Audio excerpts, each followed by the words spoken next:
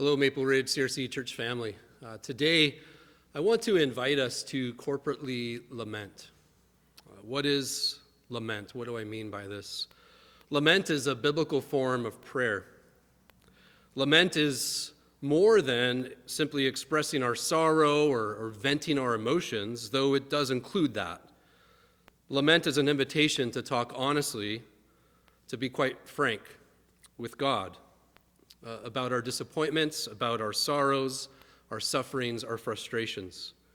And lament has this purpose to strengthen our trust. In lament, we're invited to pour out all of our emotions, our fears, our frustrations, our anger, our sorrows, our feelings of having nothing less left. God, I can't do this anymore, with the purpose of helping us renew our trust and our faith in God. As Mark Rugop writes, there are four distinct elements to biblical lament, and we'll take Psalm 13 as an example. Let me read that psalm. How long, O Lord, will you forget me forever? How long will you hide your face from me?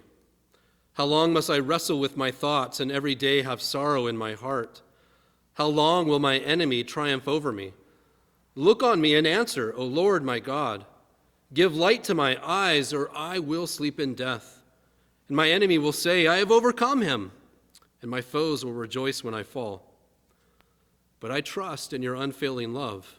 My heart rejoices in your salvation. I will sing to the Lord, for he has been good to me. What are these four elements? Very briefly. One, we turn towards God.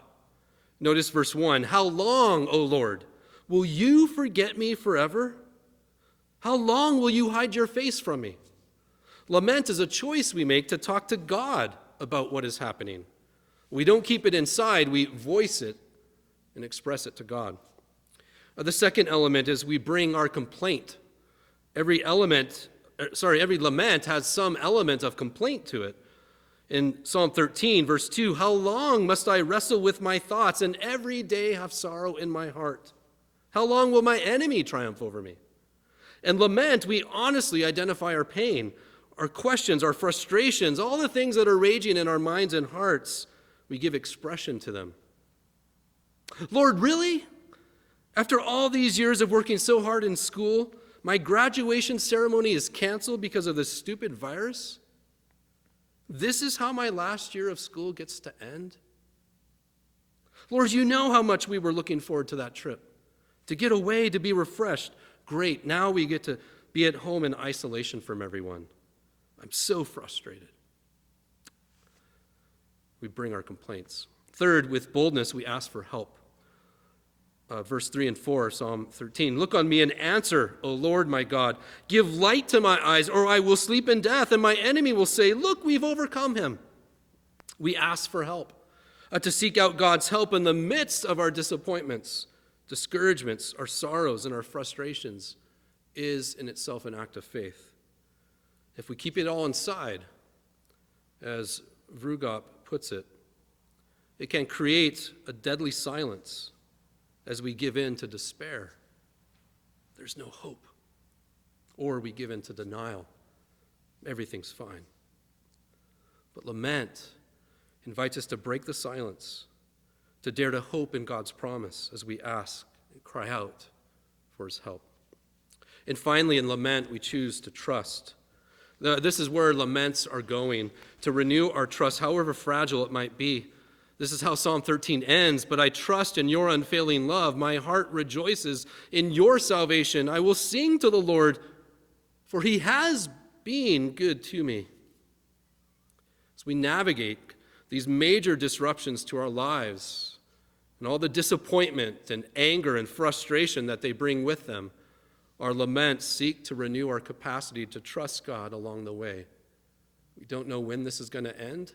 We don't know how deep and vast the disruptions to our lives will be, but we can trust God to walk with us every step.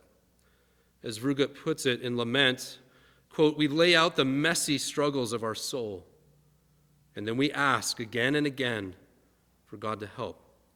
Lament turns us towards God when all of our disappointment and sorrows would tempt us to turn away.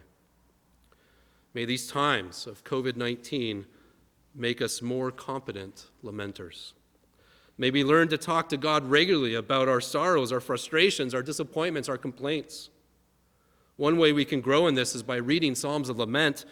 We've read Psalm 13 together today. Other Psalms you could turn to include Psalm 10, Psalm 22, Psalm 77. These are a start. There are 42 Psalms of Lament in total. If you'd like the full list, let me know. Phone me, email me. I'd be happy to send it to you. And here's what I want us to do as I wrap up.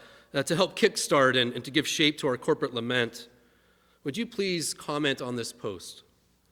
And in your comment, would you share the disruptions that COVID-19 has brought to your life? Give voice to the disappointment. Give voice to the things that have been canceled, postponed. Voice your frustrations, your disappointments. And together, we will give voice to our laments to God and put our trust in Him. Let's learn to lament together. May God give you the strength to do that. Amen.